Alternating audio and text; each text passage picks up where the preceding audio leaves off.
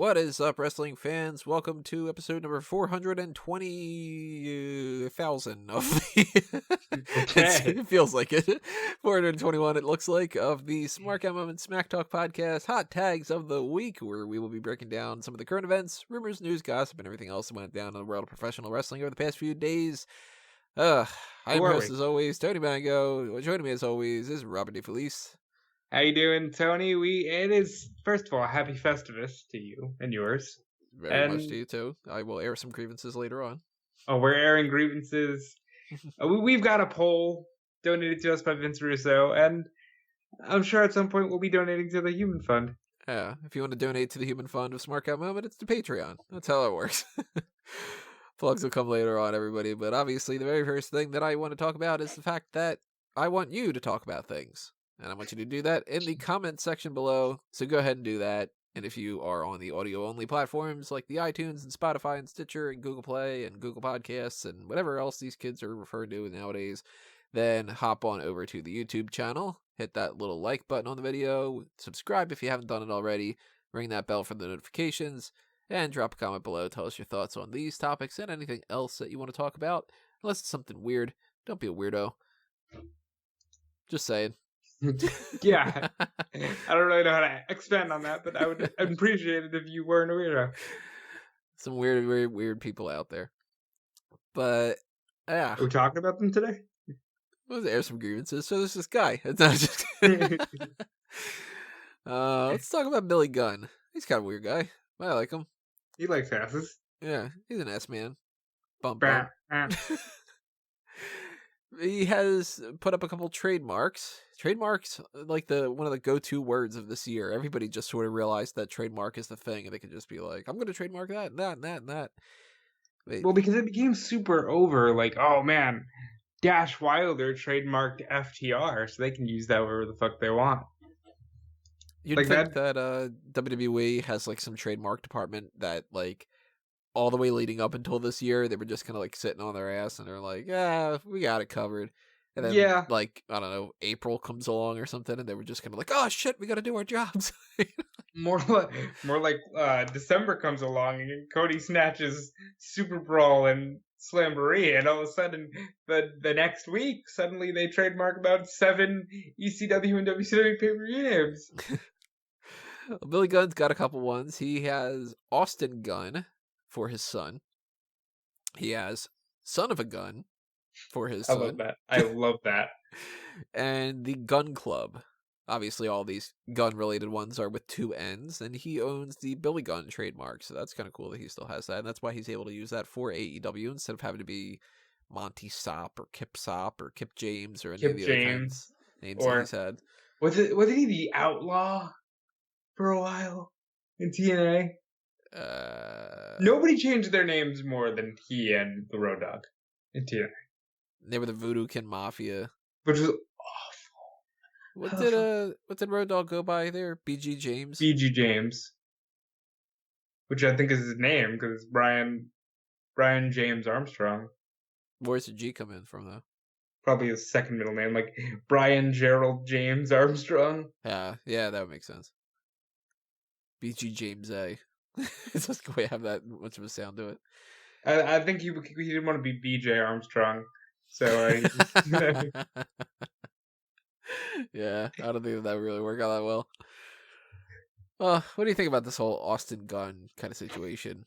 He's signed. I don't want to misspeak, but I think he's signed to ROH. Huh.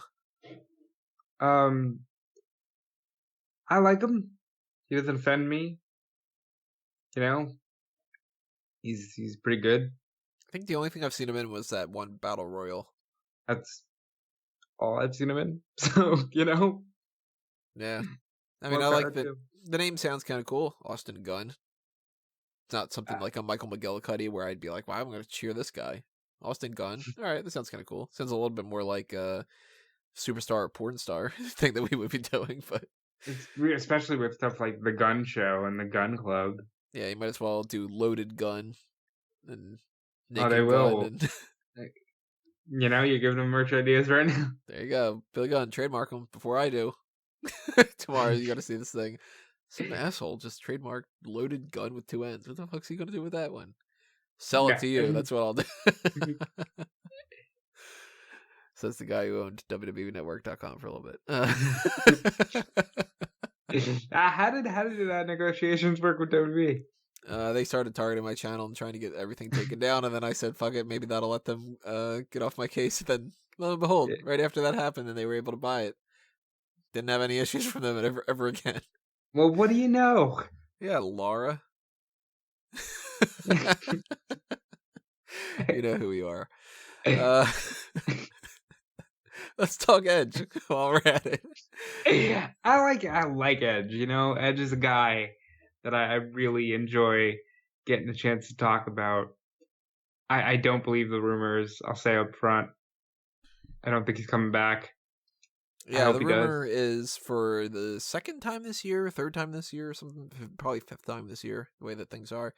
The rumor going around is that he has signed a new contract, that he's going to have some kind of an in-ring return, that they're shooting for a WrestleMania match for. And of course, everybody around this time frame, if it's like, oh, this person might return, the go-to thought is, oh, they're going to pop up at the Royal Rumble, aren't they? But every year, there's rumors about stuff like that that just pan out to be absolutely nothing. And I tend to lean more towards the idea that Edge is not going to return, just the same as you. I would be over the moon if he would return. If they would announce anything concrete, I would break from tradition and immediately buy tickets and plane tickets if need be. I would like to be in the arena when Edge comes back. I don't see it happening, so I really can't speak to it, you know? Like, I just don't see it occurring. To me, it's something that, like, I mean, we've seen Daniel Bryan come back, and we've seen some people do some stuff, even though they're well past the point that you would think that they would really be able to step inside the ring, but a lot of them haven't necessarily even had matches either. But we didn't really we haven't done like one more match Edge, and we haven't yet done the Superstar Scores Edge, but, you know. That is... We've talked about the theoretical idea of if Edge were to come back, and I don't know if there's like a set idea of what I would like to see him do if he had one more match. Like, there's nobody on the roster that screams to me, my God, this match has to happen. There's one guy, and I'm going to pitch this to you like this. If you have, just as a fan, just as something that you would rather see, WrestleMania, do you want Edge against Rollins? Or do you want Edge against... or do you want Rollins against Punk? Ooh. Is it just a one-time, like, they'll never have another match after that? Yeah, I would assume that would be the case. And do I get another match from the other person?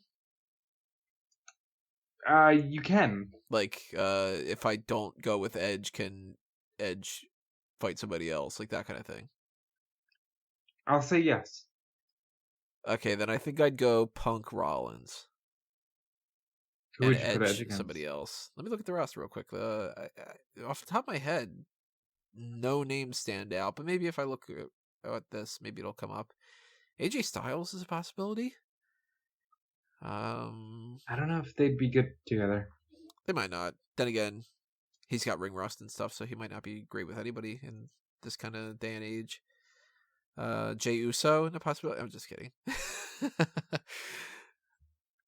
If Kevin Owens were a heel, I would think that would work, but as a babyface, no. I don't want to see, like... I never really, for the most part, want to see anybody return and just wrestle somebody they've already wrestled, so there wouldn't be, like, Randy Orton or Rey Mysterio or... See, but that's exactly why I don't want to see Punk versus Rollins. It's one of the only Punk matches that we have seen out of that we've seen, yeah, like... Yeah, like, I'd rather see Punk against a couple of different other people. I'd rather see Punk against Styles.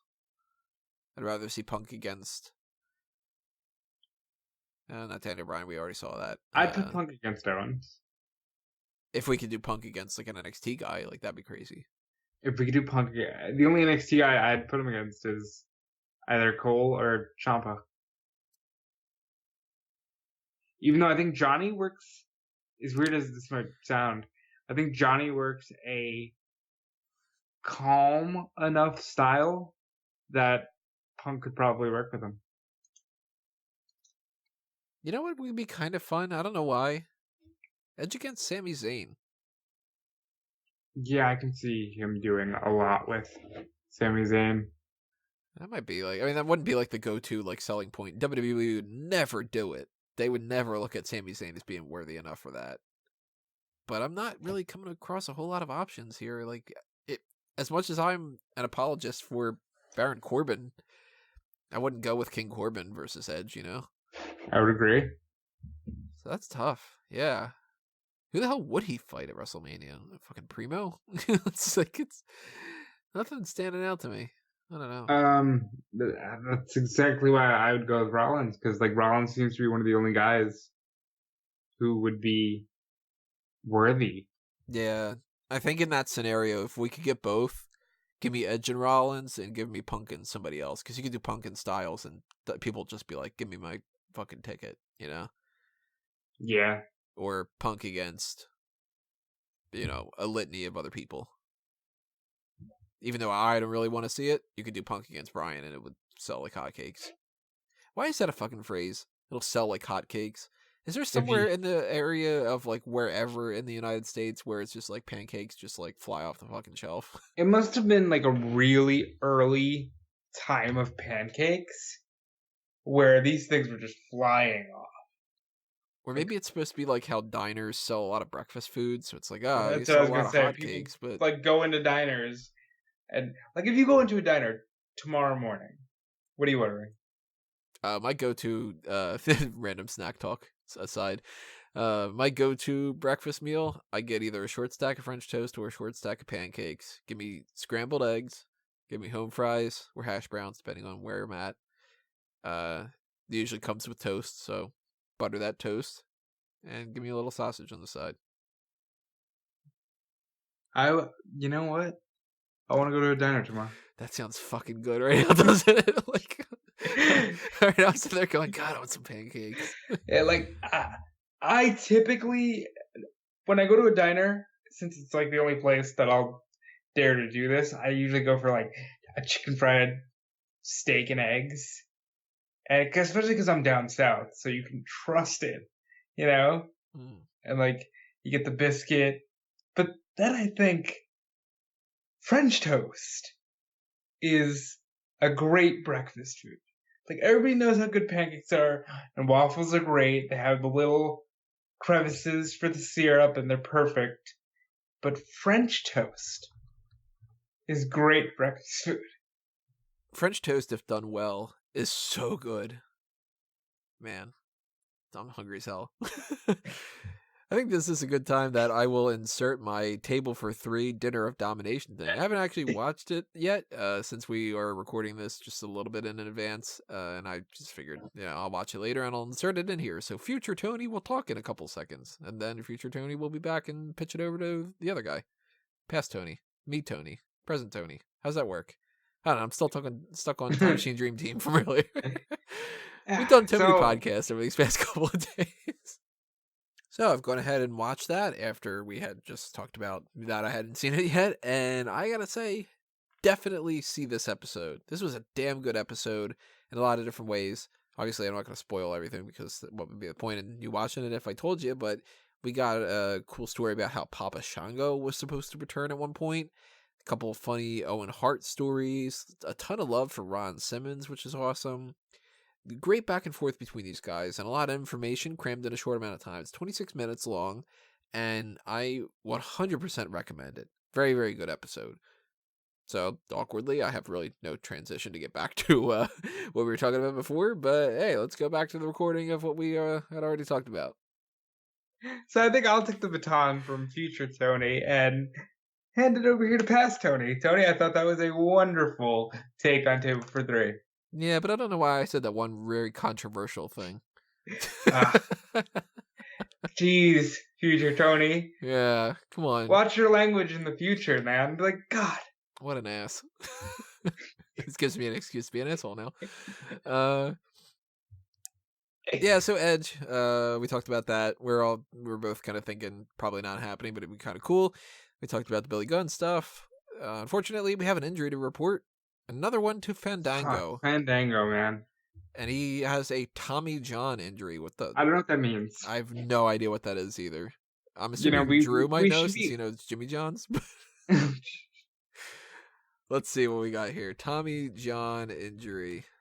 A surgical procedure in which a healthy tendon extracted from the arm is used to replace an arm's torn ligament.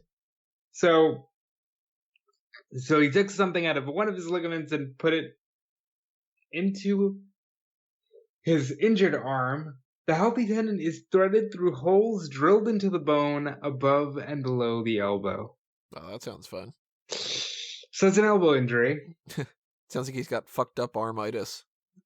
It's basically my medical point of view. I don't know how you didn't become a doctor. Yeah, well, just don't ask for my license. I should start putting a like PhD at the, in the comment section. Dr. Tony Mango PhD. Yeah. DDS. But no, I think it sucks for Fandango.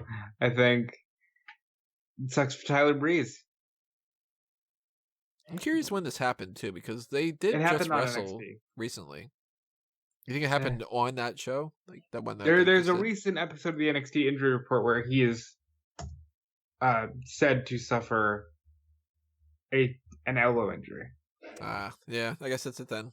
Those injury report things, I stopped watching them. I kind of figured. Yeah, because they're half bullshit. So, yeah. So it wasn't this past episode; it was the week before. Hopefully that doesn't put him out too long. I know that he's not really doing all that much crazy, like, focused on NXT right now. He's not like, the champion or something like that, but still, he spent a lot of time out injured. And if they can come back and, kind of actually get the ball rolling, then that'll be good, because in particular, this will switch us into one of the other topics we got going on now. The Dusty Rhodes Tag Team Classic is set to return. I don't know exactly when. They just said it's coming in 2020. Obviously, it's coming in 2020 because it's December 23rd, so you're not going to finish the tournament in the middle of the kind of short window. But they are going to announce the teams on January 1st. No, they're announcing the teams now, I thought. I thought that they were January 1st. I think they're announcing the teams on Wednesday. Oh, maybe they are. Oh, I don't know. I thought that they were going to do it on the 1st. Maybe they are doing it the other time. Maybe they're going to just do the NXT year-end awards on the 1st and nothing else. I don't know. But either way, they haven't announced them yet. So it's time for us to speculate. Apparently, Cody Rhodes gave Dusty permission. Gave them permission to use Dusty's name. So good for Cody. Very cool on his part, because I'm sure he could have put up a stink about it, and they might have had to change it to the NXT Tag Team Classic or something like that. And even though it's not something that it has to be the Dusty Rhodes Tag Team Classic, they put Yeah, you were right. The New Year's Day edition. Oh, okay. I'm an idiot. Nah, you're not. You're airing your own grievances on Festivus. That's right. Real quick plug, by the way. Merchandise shop, TeePublic and Redbubble. I haven't mentioned that. There you go. Go ahead and buy something if you got the spare change. Anyway. Yeah. How many teams do we have before? We had 1, 2, 3, 4, 5, 6, 7, 8, 9, 10, 11, 12, 13, 14, 15, 16. So we had 16 the one time. They really kind of cut it short over the most recent years. It looks like they really kept it to just 8 over the last 2 years. So they'll probably do 8 teams, but that's kind of bland. Now that they have 2 hours worth of television, maybe they'll go back to 16 and just kind of fill in the gap a little bit there. So fuck it. Let's say that they have 16 teams. Let's try to figure out 16. If they can't come anywhere close to 16, then we know that they can't possibly do that. But we do know, more than likely, we got the Undisputed Era. Right. We got the Forgotten Sons. Right. We've got... Who else? Imperium, specifically Bartel and Eichner. Yeah, they could always put Imperium in there. They could put Gallus in there. Grizzled Young Veterans. All right. They got South Wales Subculture. Yep. The Hunt. Yep. Tyson T-Bone and was it Saxon Huxley? Yeah, but I would skip to them. But okay, Yeah, we're halfway there. Yeah. Whoa. We're halfway there. Let's see this list. I mean, technically speaking, even though they never fucking use these two, you could do Arturo Huas and Cesar Bononi. Maybe this is their way to get them in the mix. Patanera. Oh, no. Should be effective as a manager. They've got the Outliers, I think they're called. They're Mesa. debuting here. They have to. It'd be weird if they did debut here. They're always and, on Moss. the house shows. And we spoke about this earlier, but the house shows are just like a different vibe. Like Nick Ogarelli is a huge deal because he's on every house show, but you wouldn't know it because he's nowhere near close to TV. Yeah, I don't think they've even put him in like a battle royal or anything yet. Maybe they go ahead and put, if they want like the star power behind it, maybe Dijak and Keith Lee team up again. Oh yeah, that's a thing. Or maybe this Leo Rush thing is their attempt to do that. It wouldn't shock me if Lee is with somebody at the very least. I think it's Lee and Dijak, unless Dijak is hurt. Because the Leo Rush thing, I think, was just a way to utilize some cruiserweights. Probably. They had Keith Lee and Jordan Miles as a tag team, sort of. But obviously, that's not going to happen. No. Birch and Lorcan. That would be kind of weird because Lorcan says that he signed a new contract, but we haven't seen him. No, but he changed his Twitter name to Oni Lorcan and everything, so I think he's back. Okay, so Brit and Bruisers, that's another one. They're fantastic. DIY, if they really wanted to. Yeah, they are both healthy, aren't they? We kind of can't count them because of the injury, but there's maybe a chance that Breezango. I don't think you come back from I doubt Tommy John very quickly. Mustache Mountain, British Strong Style. But can they do? So they can't do 16 without NXT UK. No, I don't think that they have anywhere close to that without them. Killian Dane's not with anybody. Conor Reeves isn't with anybody. Mansoor isn't. They could team Raul Mendoza with somebody, just a random pairing. They could team Shane Thorne and Bronson Reed up, but he'd have to turn heel. But they were part of the Mighty Don't Kneel. Bronson Reed was part of the Mighty Don't Kneel? Yeah, apparently so. Came across that fact somewhat recently. Nobody really for Dexter Loomis that I can think of. Boa, I think, might still be injured, and who would he just tag up with? Somebody random. Angel Garza, I don't think that they would tag him with somebody. NXT UK has Amir Jordan and Kenny Williams. Put Malcolm Bivens on TV. Give this dude a tag team. Put him on TV. Give him, my God, the massive mass of humanity. I said massive mass. I'm aware of what I said. Of Jordan, Big Jordan, and Babatunde. Well, if you're going to have the massive thing, you have to have Dave Mastiff on the team too. Can you imagine Babatunde and Big Jordan? I mean, they are big and other people just simply are not.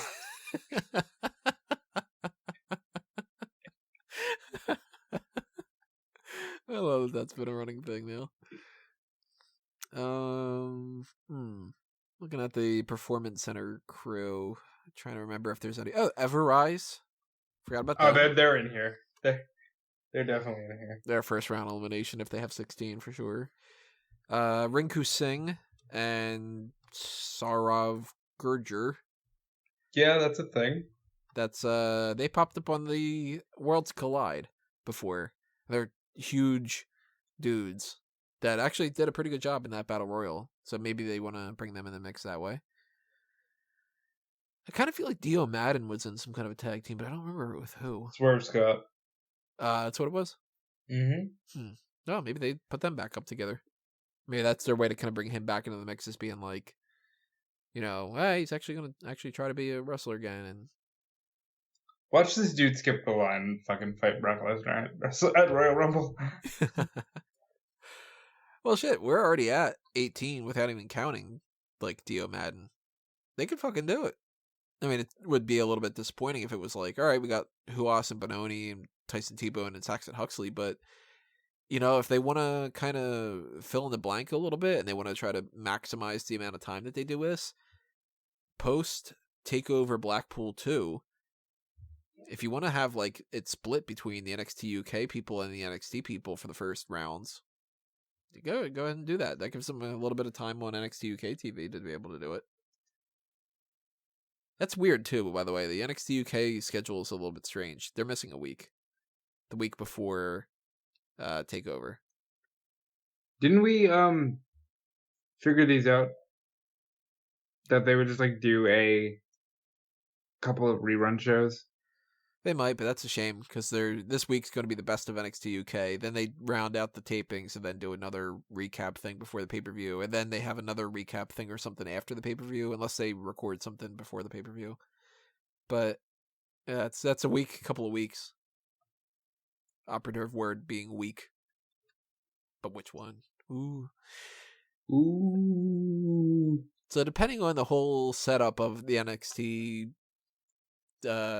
Takeover Portland and the Dusty Rhodes Tag Team Classic, sometimes they've done it in the past where the tag team champions aren't involved and the winner gets a title shot. Sometimes they've done it where the tag team champions are involved and it doesn't really matter because they can win or they can lose. Sometimes it's that they have both the championship and the trophy on the line. I'm kind of leaning more towards the idea that they're going to do that again this year. I think we get the title shot. And unless it's like it is most years, where, you know what, fuck it, we're getting the Undisputed Era win, and then it'll be the trophy and the titles. It's not a great crop of teams, though. Like, I would assume you take DIY out of the mix because Gargano's going to fight Balor. But I don't think it's ending in Portland. I think it's ending... I guess, no, it would end in Portland. And then the winners get the match in Tampa.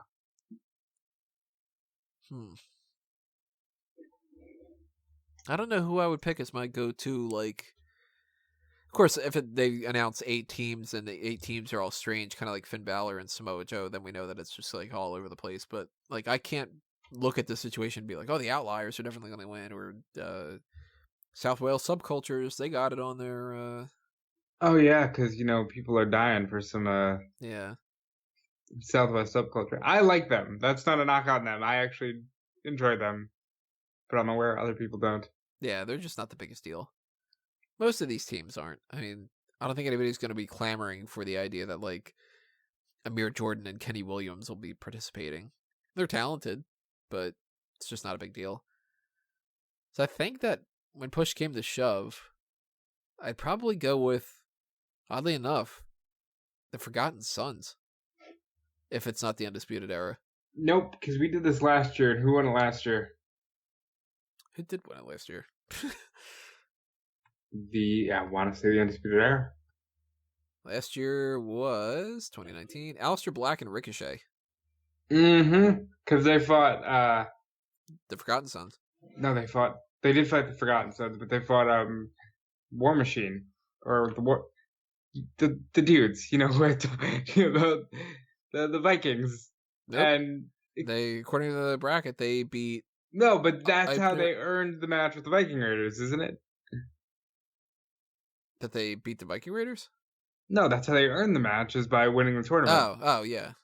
I thought you meant in the tournament that they fought the Viking Raiders. No, or the War Raiders. Or the War Experience, whatever the fuck you want to call it. See, you did what I did. Why the hell did we just do that? It's not like we're watching the product every week and we know their names.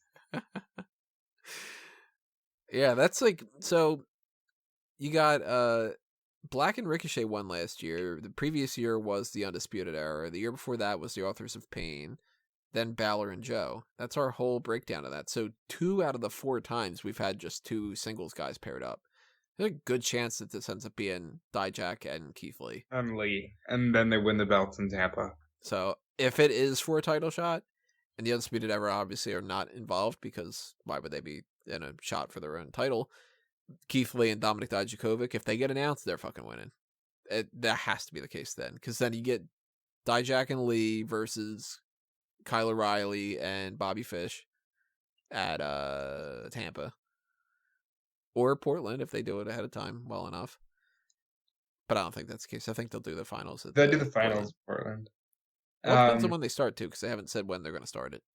I'm guessing it'll start on the 8th or the 15th of January. More than likely, yeah. That sucks for Bizongo, though, because he could have at least been a part of this in some fashion.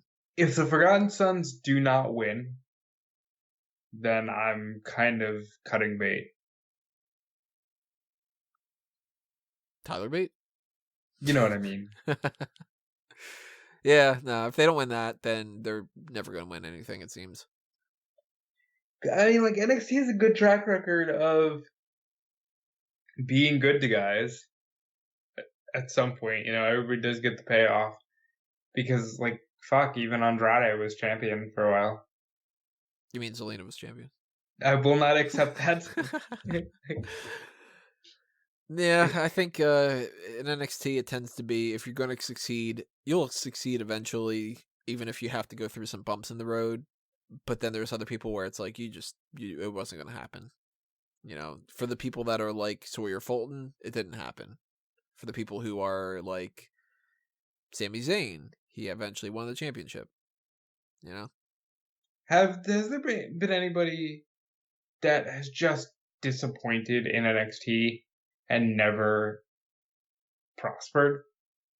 Hideo Itami. Kona Reeves. Okay. I feel comfortable with that. Hideo got the short end of the stick. He got injured a couple times. They got Shinsuke. Shinsuke is much more charismatic. Hideo got shafted. Yeah. And all he could do was yell, "Respect me." And I didn't. I got one more hot tag to talk about. Really? Yep, that's it. Out of that. I mean, we're about 30-something minutes into this. I'm sure future Tony doesn't talk for 45 minutes about the table for 3. If he does, then... we probably would have been done if it didn't go off on that tangent about snack foods. That's probably the case. The last hot tag that I've got written down is that the Young Bucks left Twitter, quote-unquote, permanently. All right, I'm going to talk for 45 minutes. I'm sorry. I feel I have a couple mindsets about this. First of all, I understand 100% and respect 100% the fact that Twitter and social media as a whole are very toxic to one's mental health. And I go off of social media all the time. Before I started working for WrestleZone back in June of last year, I was completely I didn't delete them or anything, but I stopped using social media because it can be a very toxic environment. That being said, the Young Bucks and the Elite had a tendency to revel in the, let's all poop on WWE on social media party. That's a more of a mouthful for their theme song. Party, yeah. Let's all poop on WWE on social media party. So, when you get a little bit of a taste of your own medicine, it's not the strongest showing that your immediate response is to just leave the platform. Mm-hmm. And I feel like, maybe Callum even might say that I'm wrong here, and that's cool. Everybody's entitled to their opinion, but I definitely think it wasn't the strongest thing to do. Let's face it, you're the ones that put yourself out there. You didn't have to come out and say, were the fucking EVPs of this thing. You put yourself out there. You had said, through Cody, not the Bucks specifically, but you had said, "Wait, we want to be held to a higher standard." The Dark Order thing happened. And let's be real, I think with the way this is going, I don't want to be negative too much, but strong chance we're talking about the Dark Order as AEW's Dungeon of Doom in a few years. Well, the Dark Order thing, to me, that's the real, like, thing to harp on here is a couple weeks ago, as far as I'm aware, there isn't any kind of talk about we're thinking about leaving social media. And then the ratings start being a little bit worse. And then NXT starts matching them. And then NXT starts beating them. And then people are talking about the whole idea of like, well, that's over. And then they put up the thing with the being the elite where they're making fun of the whole, it's marathon, not a sprint, that kind of thing, which, that's funny. And that's the truth of the matter, too, because, AEW is probably going to win next week when NXT is just the recap show. And NXT is probably going to blow them out of the water this week. Well, AEW's not doing a show this week. Not this week, yeah. NXT is going to be a show this week, and AEW isn't. So NXT and is then going to totally the week win. after, they're both coming out full guns blazing. Well, the reverse for next week, because next week's going to be the January 1st NXT. Is NXT not coming out full guns blazing on January 1st? No, I think that they're just doing the NXT year-end awards and the announcement of the Tag Team Classic stuff. What? That's wild. Really? I didn't know that. So the week that... They're kind of like flip-flopping. It's like AEW is not doing it, and then they will. That's smart, NXT though. They didn't divide the audience. They did not divide the live audience. AEW's in Jacksonville. They're letting them have Florida. That's kind of interesting, yeah. That's that's a good move by Triple H or whoever chooses that. That stuff happens, and then you get the Dark Order thing, and everybody starts talking about how, well, this is the worst thing, and this is a problem, and all this other kind of stuff. And right after that, then it becomes, we don't want to do this anymore, we don't want to listen to this and stuff. That really is kind of disappointing, because this has not been going on for long enough. This is, 11 weeks worth of material that they've done? Outside of the fact that they did the pay-per-views and stuff. But this is the 11th or 12th week. Yeah, and it's like, how long has Raw been on the air? How long has... I mean, obviously they didn't have social media back then, but... And it's like, but again, you wanted this.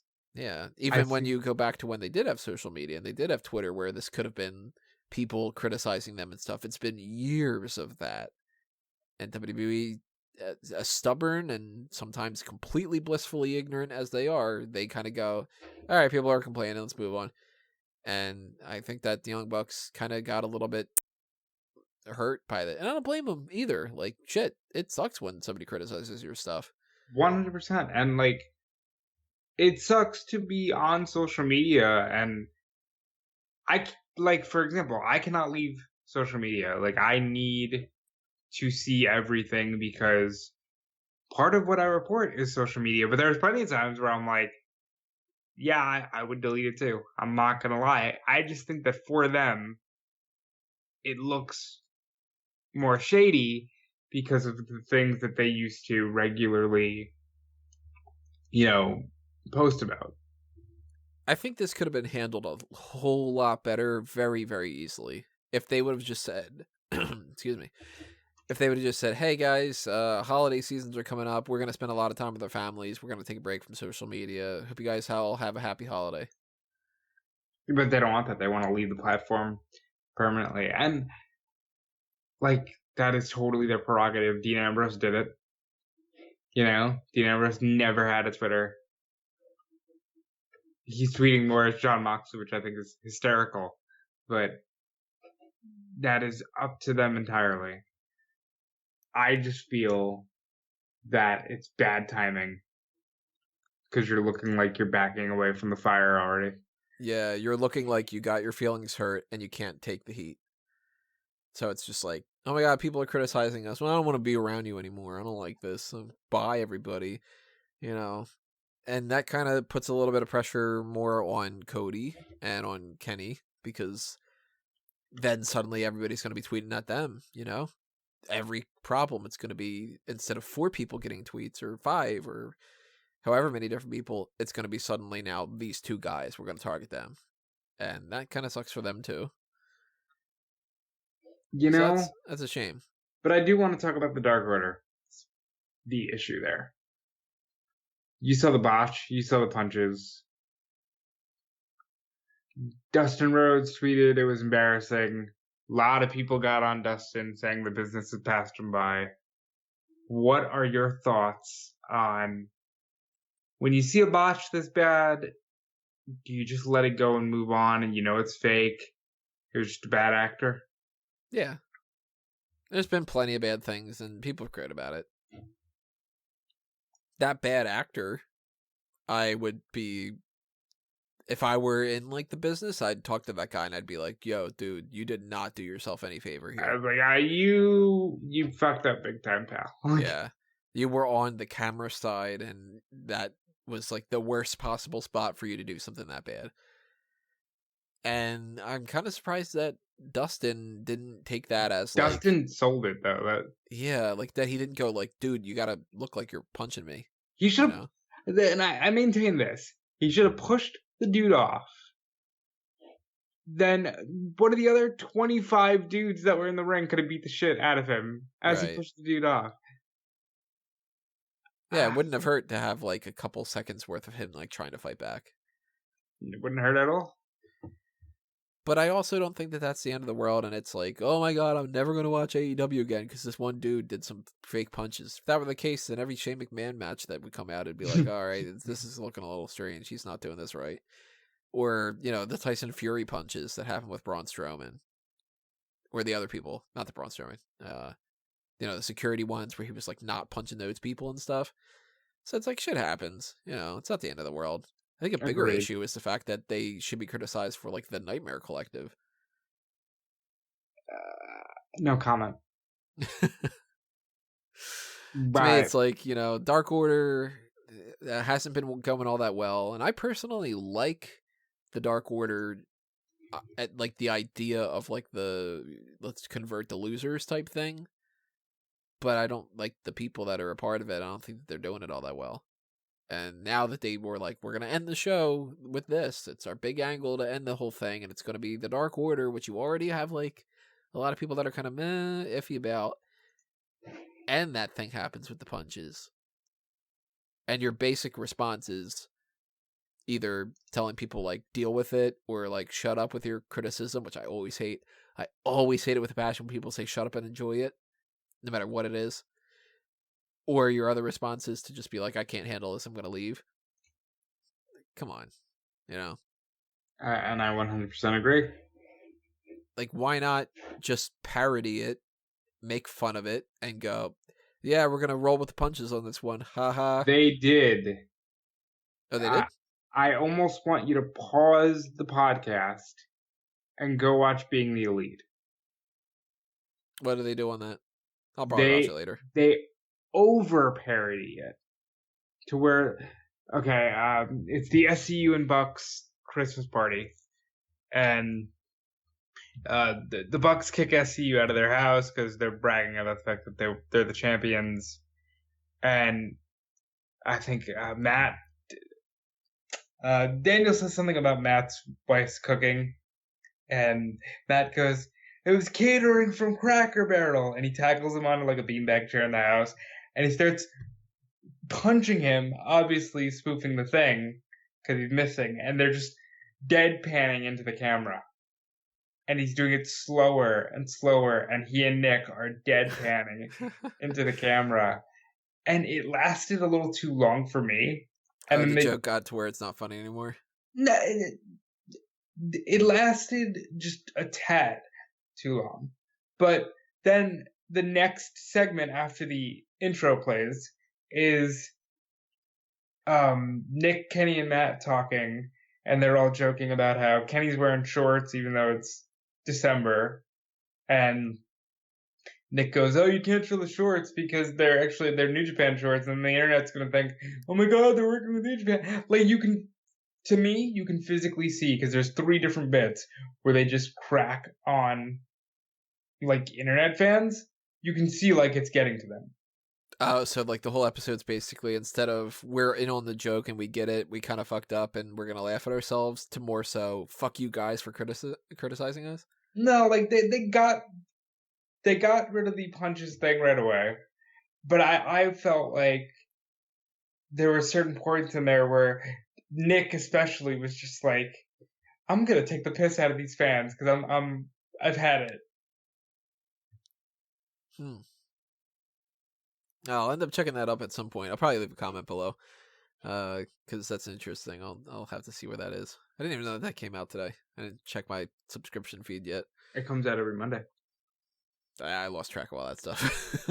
Um, there was that. There's also I don't know. We usually don't talk AEW on here.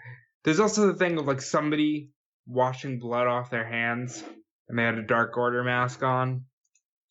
I'm gonna go ahead and say it. I think Hangman is with the Dark Order.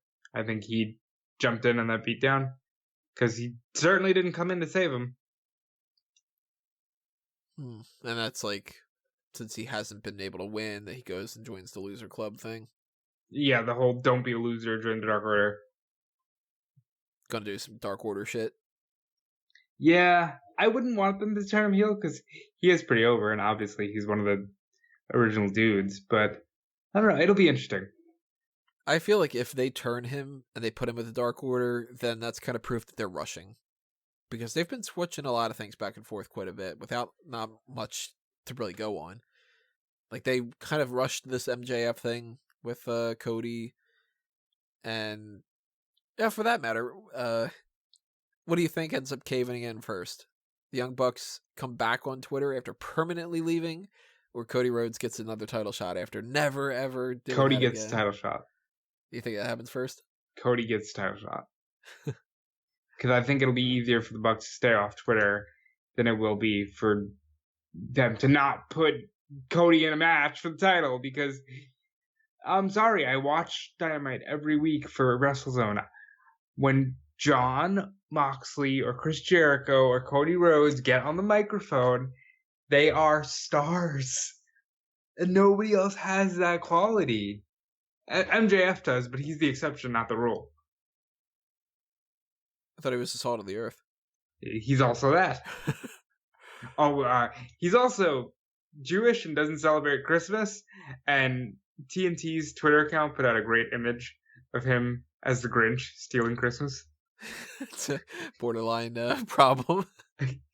I thought it was funny. Yeah, I mean, I think it's funny, but yeah, I'm sure somebody out there is horribly offended, and it's the worst thing that's ever happened in their entire life, and they're gonna go, jump off a cliff. But see, we also have had it up to here with people on social media complaining. That's the only reason why I'm giving them a little bit of a break. Yeah, but I also just assume that they're gonna be back in a couple weeks, if not a couple days, at this point. And go, well, we say that you guys really wanted us back, and we're gonna keep the line of communication open with you guys. We might not tweet as often, but whatever, and then they'll be back. Yeah. How many people do you know that have like deleted their Facebook and reactivated it like the next week? Thankfully, I don't know that many, but I do know it's a thing. Really?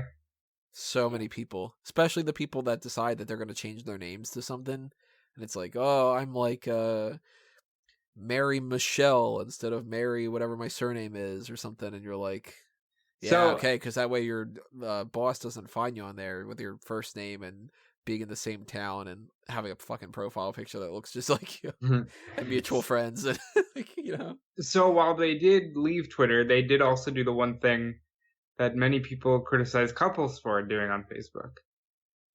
They took Matt's Twitter, and it's now the official Young Bucks Twitter. They have a couples Twitter. I hate that so much too.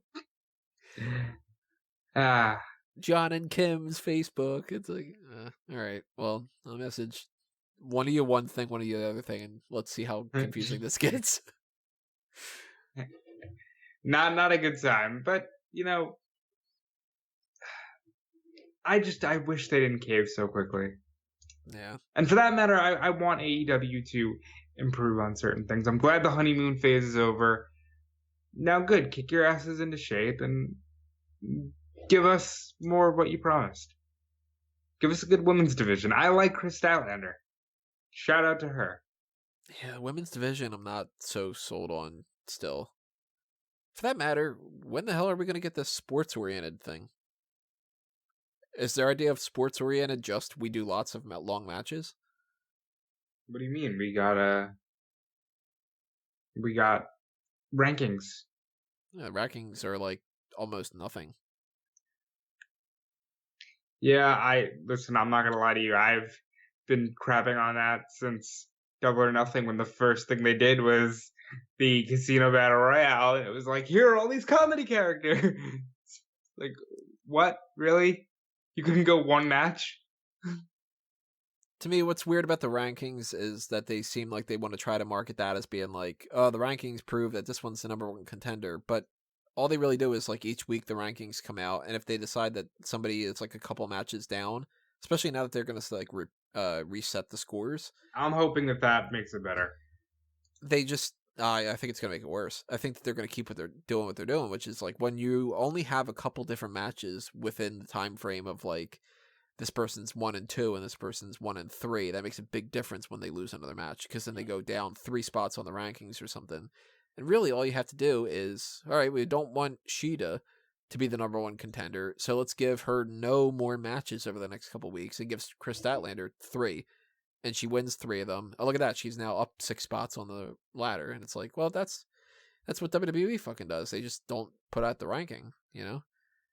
Randy Orton will win 3 matches in a row, and it's like, hey, he's the number 1 contender now. Yeah, because he just won 3 matches. Listen, rankings never work in wrestling. Let's tell the truth here. Like, they never work. But I'm gonna keep giving AEW a chance because, as Callum says on the year-end awards, an alternative is so desperately needed, and it was longed for, and it is appreciated. But all things fair, you can't just be like, well, you're the alternative, so you're great. Yeah. You know, you're going to face the same fire. Look, I don't like Coke. Doesn't mean I like Pepsi. I don't drink soda. As I understand it, you don't drink much of anything. What do you drink? I have learned to drink mostly water because it's healthier. But really? That, honest to God, that shocks me. That's a very health-driven decision. And yeah, oddly enough. It took years because I spent 10 plus years drinking mostly brisk. Oh, I love iced tea. I love iced tea so much. I haven't had brisk in a while, and I want it really badly lately. But you give me some lemonade, awesome. And I went from brisk to Gatorade, orange Gatorade in particular, as a means to be like, all right, I'm going to go to move to something with flavor, but it's not as bad as the brisk stuff, even though Gatorade's still bad for you. And then that moved over to Powerade, and then I weaned myself onto Powerade Zero to wean myself onto water. It was many years of a process. Wow, I will be the first to admit, and we're off on a tangent here, folks. I'll be the first to admit I drink way too much soda. I drink far too much soda. But I think everybody does for the most part, unless it's somebody like me who just doesn't like soda. Not the way I drink way too much. But listen, it's got flavor. That's always been my one gripe with water is the lack of flavor. And yeah. Flavor is good. Like, the only thing I don't get, listen, I'm not like, oh my God, I need to drink like alcohol. It's never been my thing. It's not like I completely shy away from it, but I don't understand people who like need it to function. Yeah, or to have fun. Yeah, like that. That's just weird to me. I also just don't like carbonation. So it's really? Sort of, yeah, the bubbles. Not a big fan. Just tastes like burning, like Ralph says. Random side note again. People are like, "Oh my God, it's hot tags. Why are you talking about this?" Fuck you. We're talking. Why not? I remember as a kid one time, I had a whole bunch of options of all this different type of soda, and I was like, oh my god, I don't want to drink that, but I'm so thirsty. And I saw that somebody had fruit punch, and I was like, oh, I fucking love fruit punch. This is great. Fruit punch with Pizza Hut, by the way, great combination. I don't like Pizza Hut. That's okay. Yeah, fair enough. But I was like, oh, fruit punch, great. Poured myself a glass, went for a big giant gulp, carbonated fruit punch. I was like, yeah, motherfuckers. See, that's bullshit. Yeah. Like, there's no reason to put Hawaiian punch in a can and make it carbonated. Yeah. All right? Like, we don't need to do this. I was just like, oh my god damn it. It's like a no-win scenario. Like, the carbonation, it's a weird thing. There you go. We already pre-answered some kind of questions for a future mailbag. Yeah. We don't like carbonation. I don't drink much water. Callum does not like tea, in spite of the stereotype. Don't stereotype Callum Wiggins, please. And, yeah. For that matter, if you want to think that I'm extremely weird by not liking soda and by not liking any kind of liquor, here's another reason why you'll hate me. I don't drink coffee either. So. I don't really... If I drink coffee, which is once in a blue moon, it's iced. I've never been a fan of the taste of coffee. Now, oddly enough, the smell of coffee, one of my favorite things. The taste of it? Hate it with a passion. The smell? Yep. Huh. I can understand why. So I can't even say if you want to buy us a cup of coffee, then, whatever, because it doesn't really apply, but, hit up that Patreon. You can buy us some iced tea. Buy us some iced tea. Yeah, a can of brisk. Raspberry. You like raspberry iced tea? Raspberry iced tea is good. Give me pink lemonade or something. Pink lemonade is a great drink. Yeah. We're going to do snack talk in 2020, guys. Hey, if you wanted to have us do a big snack talk episode, donate to the Patreon, pick your poison. But just stay tuned for all the other stuff that we got, because we have got plenty of stuff coming your way. We've recorded plenty of things, like those awards. It's 8 hours long. I cannot believe that when you told me it's 8 hours long. But I understand why, because we just sat here talking about carbonated fruit punch and hot dogs. Yeah. So that's coming your way on Christmas. We did the Time Machine Dream Team as sponsored by Guest 5. We've got a sponsored post coming up soon of Superstar Scores Edge for Marco. We've got the One to Watch for 2020 and the Future Endeavors forecast for 2020. As well as the end of 2001 Wrestling Odyssey, which is Callum Wiggins and myself, our retro podcast, where we'll go back in time to 2001. And this month, we'll be reviewing December, for obvious reasons, and Vengeance 2001, and Tony might even join us for that one. I'm hoping I can. I've got it on my schedule of my list of 300 things of Watch Vengeance 2001, so maybe I'll get a chance to do that tonight or tomorrow night. I hope so. But I've got my plugs kind of out of the way. Any other things you want to toss out on the plugs? Just follow me on Twitter and Instagram at Dude Fleece. Tell me that you hate that I drag these things out so much. And, check out everything I'm doing on Fightful and WrestleZone. And if you say in particular that you hate that he does that or whatever, then he might leave his Twitter forever. I might leave Twitter forever. My Twitter is at Tony Mango, and I don't give a shit if you end up saying that you don't like my opinion, because at this point I'm okay with it. Whatever. Don't read the articles then. So, tweet at me some fun stuff, and that'd be cool. And you guys aren't really going to be hearing from us, other than the fact that we did an 8 hour... You're going to hear from us. We did an 8 hour end of the year awards, but you're just not going to hear any new content from us. A little bit later on this week. But yeah. Before Christmas, at least as far as the awards things go, that'll be that thing. But Merry Christmas to everybody who celebrates it. If you don't celebrate it, then happy whatever you celebrate, or happy nothing if you celebrate nothing. Happy Festivus to the rest of us. Yeah, happy Festivus to everybody there. Leave a comment below with your favorite Seinfeld episode or quote or something like that. And, maybe we'll talk about it on fanboysanonymous.com at some point, because that's a geek culture website that I didn't plug, and I just realized that right now. But go ahead and check that out and follow that and do all that kind of stuff. And while you're doing all that kind of stuff, keep in mind that it is all greatly appreciated, and I love you very much.